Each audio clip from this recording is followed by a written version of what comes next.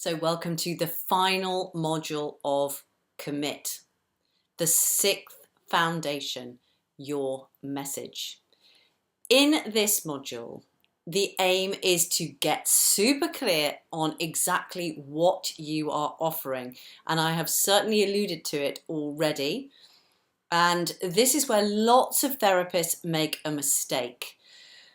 And then we're going to be able to articulate it in a sentence. Now we're building the foundations now, and later we're going to build on these to stop your client from shopping.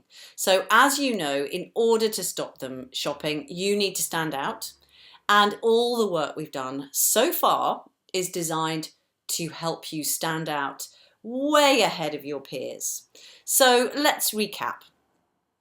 Now, even if you find yourself revisiting the modules, remember that I said this is an iterative process. In other words, you're going to go round and cycle round that triangle. But you know what? You will know what you want and why you want it.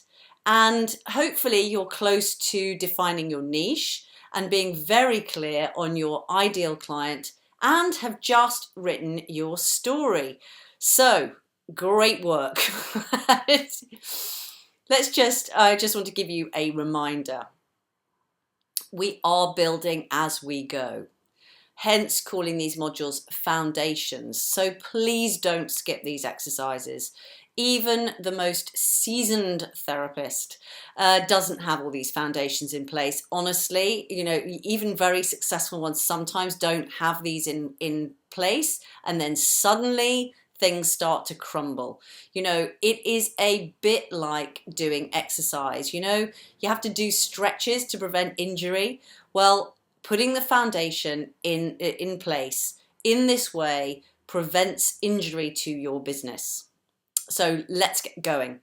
Now, we want to look at what you are offering, but first, let's get clear on what you are not offering. We need to be clear about that. When you offer a service like therapy, it's very, very easy to talk about the fact that you're a therapist, or that you're an EFT therapist or a hypnotherapist, or whatever your particular modality is.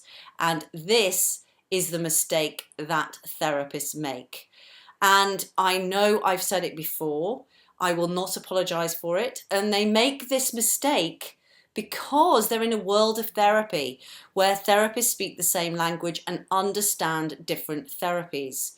But your potential clients do not care what specific therapy you practice, because they do not know enough about it to know the difference between one therapy and another. And sometimes people post in the Thriving Therapists group a load of, 3 letters, and I think there isn't a combination of 3 letters that isn't a type of therapy from all the different combinations that we've seen. So please don't do that. You are only kidding yourself thinking that your clients will be attracted to you because of the therapy. They really are not. And, the reason for that is because nobody actually wants therapy. The therapy is simply the process by which they get a certain outcome or result. This is a key piece that I have not said before, is that, they have the pain, they want the result, and the therapy is the process between the two. And sometimes, often, therapists get caught in this trap of saying what they do is the process, and then nobody knows what they're actually going to get out of it. So what you are offering, which is even more important, is that you are offering the result. That's what the client wants. So what is the result that you deliver?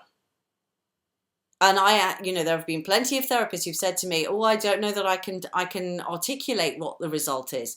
What is the result that a client wants? They don't come to you for the hell of it. They want something to happen. In their minds, they will have something there that demonstrates to them what the outcome will be. What can they expect at the end of the process? So to what end is your therapy? And what is the evidence that they are free from their issue? This is really important, and it's really delving down into it. It's so brilliant, this information that you're going to end up with. And what do they look like, sound like, and how do they feel at the end? Right, so we're going to do an exercise, which is a before and after exercise. This is the time to get things down on paper. But the cool thing is, because we're building on each module, you've already done half of this exercise in your ideal client when you did the below the waterline answers. So you're going to revisit your ideal client and answer the questions, but if you haven't, I'm going to give you the questions now. So you need to describe your client in terms of the issue that you can help them with before they get help. This is the before piece. What is their life like? How does the issue impact them on a day-to-day basis? How do they know that they have the issue? So what's the evidence for them that they have the issue? How do other people know that they have the issue? What do they look like? How do they feel? And what is their average day like? So most of those you will have answered already. So I'm not going to give you a break to do that. I'm going to just go straight into the after.